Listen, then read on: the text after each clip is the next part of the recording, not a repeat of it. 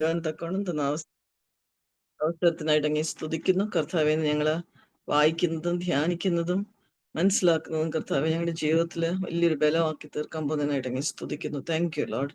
ഈശ്വർത്താവിന്റെ നാമത്തിൽ തന്നെ ആമേൻ. ഈ കഴിഞ്ഞ ഒരാഴ്ച കൂടുതൽ ആക്ച്വലി ഞങ്ങളുടെ കുടുംബത്തിൽ ആക്ച്വലി പലരും വളരെ സിക്കായിരുന്നു. ഇപ്പോഴും അത് മുഴുവൻ മാറിയിട്ടില്ല. അപ്പം പല ആവശ്യങ്ങളിലും അത്യാവശ്യമായിട്ട് സിക്കായിട്ട് അഫോർഡ് ചെയ്യാൻ വയ്യാത്ത, അതായത് അസുഖമായിട്ടിരിക്കാൻ പറ്റാത്ത ഒരു ബെറ്റർ ഹെൽത്ത് ആണ് ബെറ്റർ, ആ രീതിയിലുള്ള ഒരു അവസരത്തിലാണ് പലരും സിക്കായത്. അപ്പൊ ഞാൻ അതിനെപ്പറ്റി ഇങ്ങനെ ചിന്തിക്കുമായിരുന്നു. അപ്പം പെട്ടെന്ന് എൻ്റെ മനസ്സിൽ കർത്താവ് തന്ന ഒരു തോട്ട് ദൈവവചനത്തിൽ നിന്ന് എന്നെ വളരെ ആശ്വസിപ്പിച്ചു. അതൊന്ന് ഷെയർ ചെയ്യാനായിട്ട് ഞാൻ ആഗ്രഹിക്കുന്നത്. മത്തായിയുടെ സുവിശേഷം 2-ാം അധ്യായം, അതിന് 7-ാം വാക്യം തൊട്ട് വായിക്കാം. മത്തായിയുടെ സുവിശേഷം 2-ാം അധ്യായം 8. എപ്പോഴും ഞാൻ ഓർക്കും, ദൈവവചനമാണ് നമ്മളെ നിലനിർത്തുന്നത്. ദൈവത്തിന്റെ വചനത്തിലോട്ടാണ് നമ്മൾ എല്ലാ സമയത്തും തിരിച്ചു ഓടി പോകേണ്ടത്. ദൈവവചനം മാത്രമേ നമ്മളെ ശക്തീകരിക്കാനും പറ്റുള്ളൂ. നമുക്ക് മത്തായി 2:8-7 തൊട്ട് വായിക്കാം. എന്നാൽ ഹെരോദാവ് വിദ്വാൻമാരെ രഹസ്യമായി വിളിച്ച് നക്ഷത്രം വെളിവായ സമയം അവരോട് സൂക്ഷ്മമായി ചോദിച്ചറിഞ്ഞു. അവരെ ബെത്ലഹേമിൽ അയച്ചു. നിങ്ങൾ ചെന്ന് ശിശുവിനെ കുറിച്ച് സൂക്ഷ്മമായി അന്വേഷിപ്പീൻ. കണ്ടെത്തിയാൽ ഞാനും ചെന്ന് അവനെ നമസ്കരിക്കേണ്ടതിന് വന്ന് എന്നെ അറിയിപ്പീൻ എന്ന് പറഞ്ഞു. രാജാവ് പറഞ്ഞത് കേട്ടവർ പുറപ്പെട്ടു. അവർ കിഴക്ക് കണ്ട നക്ഷത്രം ശിശുവിരിക്കുന്ന സ്ഥലത്തിന് മീതെ വന്ന് നിൽക്കുവോളം അവർക്ക് മുമ്പായി പോയിക്കൊണ്ടിരുന്നു. നക്ഷത്രം കണ്ടതുകൊണ്ട് അവർ അത്യന്തം സന്തോഷിച്ചു. ആ വീട്ടിൽ ചെന്നു ശിശുവിനെ അമ്മയായ മറിയയോട് കൂടെ കണ്ട് വീണ് അവനെ നമസ്കരിച്ചു. നിക്ഷേപപാത്രങ്ങളെ തുറന്ന് അവന് പൊന്നും കുന്തിരുക്കവും മൂരും കാഴ്ചവെച്ചു. ഹേരോദാവിന്റെ അടുക്കൽ മടങ്ങി പോകരുത് എന്ന സ്വപ്നത്തിൽ അരുളപ്പാടുണ്ടായിട്ട് അവർ വേറെ വഴിയായി സ്വദേശത്തേക്ക് മടങ്ങിപ്പോയി. ഞാൻ അടുത്ത പാരഗ്രാഫാണ് നമ്മുടെ ചിന്താ വിഷയം. എന്നിരുന്നാൽ പോലും എനിക്ക് ആ 11-ാമത്തെ വാക്യം ഒന്നുകൂടെ വായിക്കാതെ മുമ്പോട്ട് പോകാൻ പറ്റില്ല. 11. ആ വീട്ടിൽ ചെന്നു ശിശുവിനെ അമ്മയായ മറിയയോടുകൂടെ കണ്ട് വീണ അവനെ നമസ്കരിച്ചു. നിശ്ചയപാത്രങ്ങളെ തുറന്ന് അവന് പൊന്നും കുന്തിരുക്കവും മൂരും കാഴ്ചവെച്ചു. ഈശ്വർത്താവിന്റെ മരണമോ സ്പുനരുത്ഥാനമോ ഒന്നും കണ്ടിട്ടില്ലാത്ത, പക്ഷെ ഈശ്വർത്താവ് ഒരു മശീഹ വരുന്നു എന്ന് കേട്ട വിദ്വാൻമാര് വന്ന് എങ്ങനെയാ അവര് ദൈവത്താലെ നടത്തപ്പെട്ട് വന്ന ശിശുവിനെ നമസ്കരിച്ചു. ശിശുവിനെ വീണ് നമസ്കരിച്ചു. നമുക്കൊരു വലിയൊരു പാഠമായത്. എങ്ങനെയാ അവരുടെ ആറ്റിറ്റ്യൂഡ്. ഇത്രയും വലിയ വൈസ് മെൻ എന്നാ ഇംഗ്ലീഷിൽ അതിനെപ്പറ്റി പറയുന്നത്. അതായത് വളരെ വിദ്വാൻമാര് എന്ന് വെച്ചാൽ വളരെ വിദ്യ അറിയാവുന്നവര്, ലോകപ്രകാരം വലിയ ആൾക്കാര്, അവര് വന്നിട്ട് കർത്താവിന്റെ ആ നിർമ്മലമായ സുവിശേഷം മനസ്സിലാക്കി മറിയയല്ല, അമ്മയെയല്ല, അവനെയാണ് നമസ്കരിച്ചത്. അത് മാത്രമല്ല, അവർ ഒരുക്കിക്കൊണ്ട് വന്ന നിക്ഷേപപാത്രങ്ങളെ അവർ അന്നത്തെ കാലത്ത് അവർക്കൊന്നും അറിയത്തില്ല. ചിലപ്പോൾ അവർക്ക് സാക്രിഫൈസ് പോലും അറിയത്തില്ലായിരിക്കും.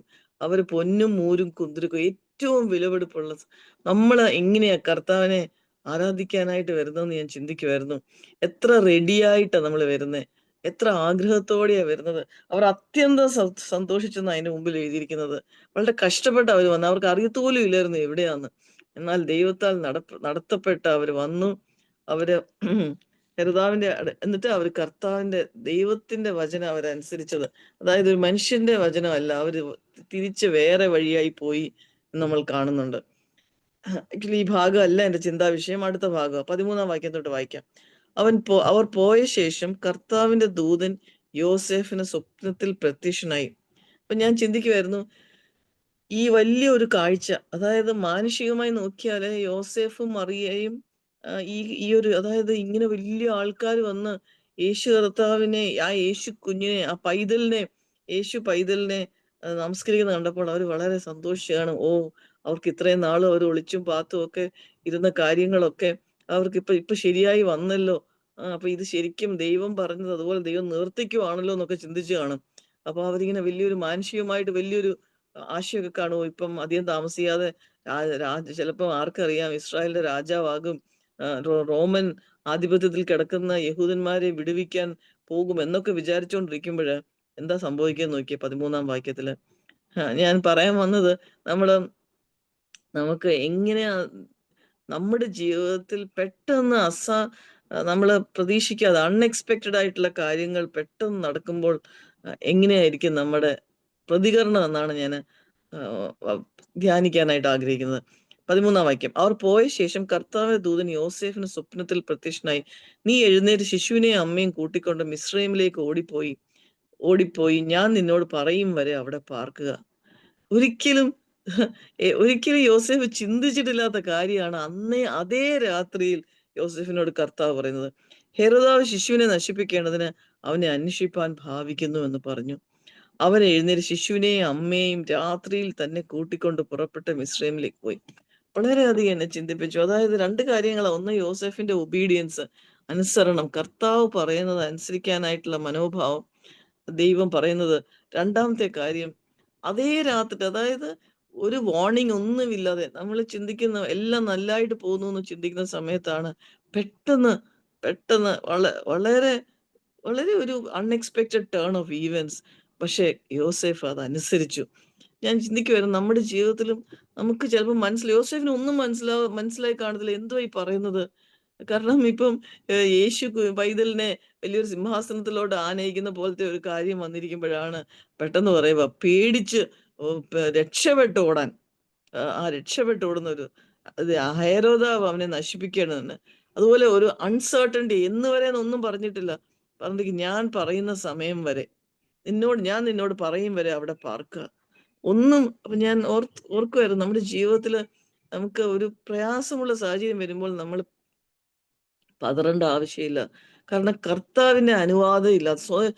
കർത്താവ് മനുഷ്യനായിട്ട് വന്നപ്പോൾ, ദൈവപുത്രന് ഈ ലോകത്തിലേക്ക് വന്നപ്പോൾ ഇങ്ങനത്തെ ചുറ്റുപാടുകൾ വന്നെങ്കിൽ അത് ദൈവം നമുക്ക് അതൊരു ഒരു ഒരു കംഫർട്ടിനായിട്ടാണ് വെച്ചിരിക്കുന്നത്, എൻകറേജ്മെന്റിനായിട്ടാണ് വെച്ചിരിക്കുന്നത്. നമ്മുടെ ജീവിതത്തിലും അങ്ങനത്തെ സാഹചര്യങ്ങൾ വരാം. ചിലപ്പം മാനുഷിക സാഹചര്യങ്ങളെ തന്നെ നമ്മൾ പേടിച്ച് ചിലപ്പോൾ നമ്മൾ മാറി നിൽക്കേണ്ട ആവശ്യങ്ങൾ വരാം. ചിലപ്പോൾ അസുഖമായിരിക്കും, ചിലപ്പോൾ വേറെ എന്തെങ്കിലും ആയിരിക്കും. പക്ഷെ നമുക്കൊന്നും പേടിക്കേണ്ട ആവശ്യമില്ല. അത് കഴിഞ്ഞ് അടുത്തത്, ശിശുവിനെയും അമ്മയും രാത്രിയിൽ തന്നെ ആ വേർഷിപ്പ് നടന്ന ആ രാത്രിയിൽ തന്നെ കൂട്ടിക്കൊണ്ടുപോയി പുറപ്പെട്ടു മിസ്രൈമിൽ പോയി. ഹെരോദാവിന്റെ മരണത്തോളം അവൻ അവിടെ പാർത്തു. മിസ്രൈമിൽ നിന്ന് ഞാൻ എൻ്റെ മകനെ വിളിച്ചു വരുത്തിയെന്ന് കർത്താവ് പ്രവാചകൻ മുഖാന്തരം അരുളി ചെയ്ത് നിവൃത്തിയാകുവാൻ സംഗതി വന്നു. അപ്പം ഞാൻ ഓർക്കുമായിരുന്നു, കർത്താവിന്റെ ജീവിതത്തില് ഇങ്ങനെ നടക്കുമെന്നുള്ള കാര്യങ്ങൾ ഓൾറെഡി വചനത്തിൽ പ്രവചിച്ചിട്ടുണ്ടായിരുന്നു. അതേപോലെ തന്നെ കർത്താവിന്റെ മക്കളായ നമ്മൾ ഓരോരുത്തരുടെയും കാര്യങ്ങള് ദൈവം മുൻ നിയമിച്ചു വെച്ചിട്ടുണ്ട്. നമ്മൾ എങ്ങനെയായിരിക്കണം, നമ്മുടെ നാളെ. അതുകൊണ്ട് നമുക്ക് നാളെയെ പറ്റി പേടിക്കേണ്ട ആവശ്യമില്ല. എങ്ങനെ വേദപുസ്തകത്തിൽ കർത്താവിനെ പറ്റി പ്രവചിച്ചോ, നമ്മളെ പറ്റി അങ്ങനത്തെ പ്രവചനം പോലും വേണ്ട. നമ്മുടെ കാര്യങ്ങൾ കർത്താവ് പ്ലാൻ ചെയ്തിട്ടുണ്ടെന്നുള്ളതാണ് എനിക്ക് ഇതിനകത്തുനിന്ന് മനസ്സിലായത്. കർത്താവിന്റെ പ്ലാൻസ് ഓൾറെഡി ബൈബിൾ റിവീൽ ചെയ്തു. കാരണം കർത്താവ് ദൈവപുത്രനാണല്ലോ. നമ്മുടെ ഓരോരുത്തരുടെയും പ്ലാൻ നമ്മൾ എവിടെ ആയിരിക്കണം. അപ്പൊ നമ്മൾ കുറച്ച് നാളത്തേക്ക് എന്തെങ്കിലും ഒരു കാര്യത്തിലാണെങ്കിൽ, അല്ലെങ്കിൽ വേറൊരു സാഹചര്യം വന്നെങ്കിൽ കർത്താവ് അത് പ്ലാൻ ചെയ്തിട്ടുണ്ട് എന്നാ എനിക്ക് ഈ ഭാഗത്തിൽ നിന്ന് മനസ്സിലായത്. അത് കഴിഞ്ഞ്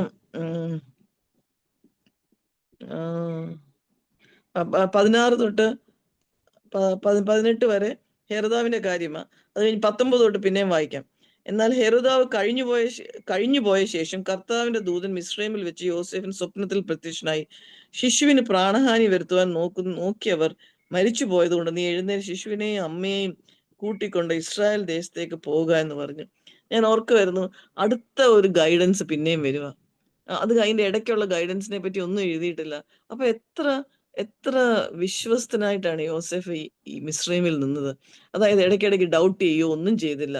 കാരണം കർത്താവ് ഒരു കാര്യം പറഞ്ഞു, ഞാൻ പറയുന്നത് വരെ അവിടെ നിൽക്കാൻ. അപ്പൊ ഞാൻ പറയുന്നത് വരെ നിൽക്കാൻ പറഞ്ഞാൽ കർത്താവ് പറയുന്നുള്ള ഉറപ്പോടെയാണ് അവിടെ നിൽക്കുന്നത്. നമുക്കറിയത്തില്ല എത്ര നാളാണ്. വചന പണ്ഡിതാക്കൾ പറയുന്നത് ചിലപ്പം ചിലർ പറയുന്നത് കുറച്ച് മാസങ്ങളാണെന്ന്, ചിലർ പറയുന്നത് 6-7 വർഷങ്ങളാണെന്ന്. അപ്പം എന്തായാലും കർത്താവിന്റെ അടുത്ത ഗൈഡൻസ് വരെ, കർത്താവിന്റെ ഗൈഡൻസിന് വേണ്ടി മാത്രം നോക്കിയിരുന്നു. കർത്താവ് ഉറപ്പായിട്ടും പറയും ഇനി എന്നാ പോകേണ്ടിയെന്ന് എന്ന് പറഞ്ഞു. 21. അവൻ എഴുന്നേറ്റ് ശിശുവിനെയും അമ്മയെയും കൂട്ടിക്കൊണ്ട് ഇസ്രായേൽ ദേശത്ത് വന്നു. എന്നാൽ യഹൂദിയയിൽ അർക്കെലയോസ് തന്റെ അപ്പനായ ഹെരോദാവിന് പകരം വാഴുന്നു എന്ന് കേട്ടതുകൊണ്ട് അവിടെ പോകുവാൻ ഭയപ്പെട്ടു. അപ്പൊ മാനുഷികമായിട്ട് പിന്നെയും ഒരു പ്രയാസം ഉണ്ടായി, ഞാൻ എങ്ങനെ അവിടെ പോകുമെന്ന് ഭയപ്പെട്ടു. സ്വപ്നത്തിൽ അരുളപ്പാടുണ്ടായിട്ട്. പക്ഷെ ആ ഭയപ്പെടലിന്റെ കൂടെ തന്നെ ദൈവം ഉടനെ അവന് ഗൈഡൻസ് ലഭിച്ചു. സ്വപ്നത്തിൽ അരുളപ്പാടുണ്ടായിട്ട് ഗലീല പ്രദേശങ്ങളിലേക്ക് മാറിപ്പോയി. അവൻ നസ്രായൻ എന്ന് വിളിക്കപ്പെടുമെന്ന് പ്രവാചകന്മാർ മുഖാന്തരം അരുളി ചെയ്തത് നിവൃത്തിയാകുവാൻ തക്കവണ്ണം നസ്രത്ത് എന്ന ഗ്രാമത്തിൽ ചെന്ന് പാർത്തു. അപ്പോൾ ഇവിടെയും പിന്നെയും വലിയ വലിയ കാര്യങ്ങളാണ് നമ്മൾ കാണുന്നത്. അതായത് ദൈവപുത്രന്റെ ആ ഒരു ഫുൾ ലൈഫ് കർത്താവ് പിതാവായ ദൈവം എങ്ങനെ പ്ലാൻ ചെയ്തോ അതുപോലെ തന്നെ നമ്മുടെ ഇറ്റേണിറ്റിക്ക് മുമ്പേ ലോകസ്ഥാപനത്തിന് മുമ്പേ നമ്മുടെ ജനനവും നമ്മുടെ ജീവിതവും കർത്താവ് പ്ലാൻ ചെയ്തിട്ടുണ്ട്. നമ്മൾ അതുകൊണ്ട് ഒരു അൺസർട്ടനിറ്റിയും വലിയ തീരുമാനങ്ങളാകട്ടെ ചെറിയ തീരുമാനങ്ങളാകട്ടെ ഒരു ചെറിയ അസുഖമാകട്ടെ നമ്മൾ പേടിക്കേണ്ട ആവശ്യമില്ല, വിഷമിക്കേണ്ട ആവശ്യമില്ല. അത് എപ്പോ വരണം, അത് എപ്പോ പോണം കർത്താവ് തീരുമാനിച്ചിട്ടുണ്ട്. മാത്രമല്ല കർത്താവിന്റെ തീരുമാനം മാത്രമേ നടക്കുള്ളൂ. നമ്മുടെ ജോലി കണ്ണടച്ച് കർത്താവിൽ വിശ്രമിക്കുകയും വിശ്വസിക്കുകയും ആശ്രയിക്കുകയും ചെയ്യുക. ഇതാ കർത്താവിന്റെ പ്ലാൻ. അടുത്ത കാര്യം ഞാൻ വായിച്ചത് മനസ്സിലാക്കിയത് നമുക്ക് ഈ ഒരു കാര്യം, അതായത് ചിലപ്പം യോസേഫ് വിചാരിച്ചു കാണും, ഓ ദൈവപുത്രനല്ലേ, മശീഹ അല്ലേ, സേവിയർ അല്ലേ, രക്ഷിതാവല്ലേ, യെരുശലേമിലായിരിക്കണം, മെയിൻ സ്ഥലത്തായിരിക്കണം ഇരിക്കേണ്ടിയെന്ന്. പക്ഷെ സാഹചര്യങ്ങൾ കൊണ്ട് ഗലീലയിൽ നസ്രത്തിനെ പറ്റി വായിക്കുമ്പോൾ ഏറ്റവും ഡിസ്പൈസ്ഡും റിജക്റ്റഡുമായിട്ടുള്ള സ്ഥലമാണ് നസ്രത്ത്.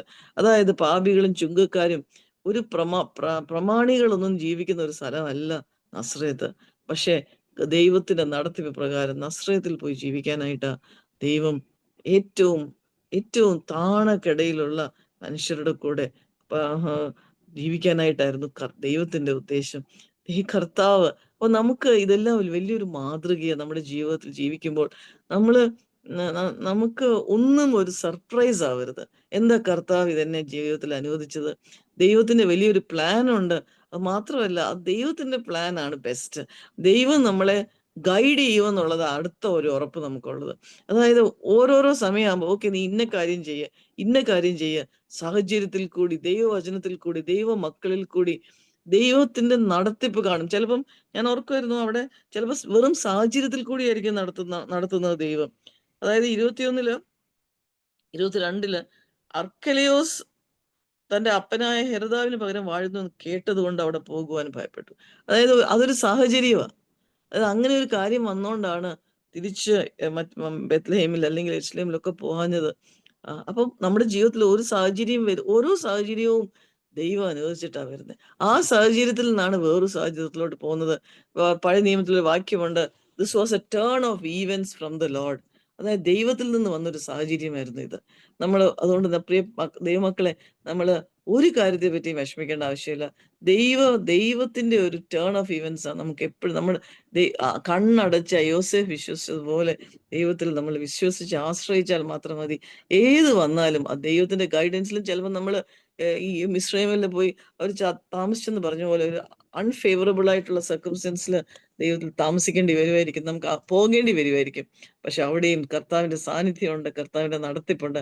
അതിനായിട്ട് നമുക്ക് ദൈവത്തെ സ്തുതിക്കാം, പ്രാർത്ഥിക്കാം. ആർക്കെങ്കിലും പ്രാർത്ഥിക്കാമോ?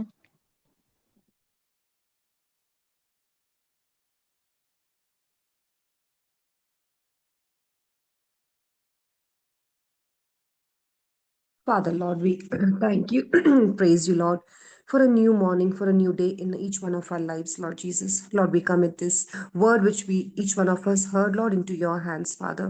Yes, Lord, help us as your children, Lord, to be able to rest in your direction and, Lord, in your guidance, Father, Lord. Just as it happened, Lord, as we heard today, Lord Jesus, help, Lord, you have appointed, Lord, where, for how long we need to stay, Lord. I pray that each one of us, Lord, help each one of us, Lord, to do whatever we do, Father, Lord, as if we are doing for the Lord, Lord Jesus. Commit each one of us into your hands. Thank you, Lord, for Vinama. Thank you, Lord, for the word given. Pray, Lord, that you help each one of us, Lord, not just to be hearers, but, Lord, to be the doers of this word. Thank you, and we give all glory to you, Lord. Commit each one of us who has joined this meeting into your hands. Help each one of them in their situations, Lord, in their struggles, Lord. Help each one of us to know that you are enough. You are more than enough for each one of us, and you care for us, and you will take care of every situation, Lord. Things which we can't handle, Lord, you will give divine interventions, divine strength, and divine grace, Lord. Thank you, Lord, that you are with us. You are with the brokenhearted. In Jesus' name we pray. Amen. Amen. Praise the Lord.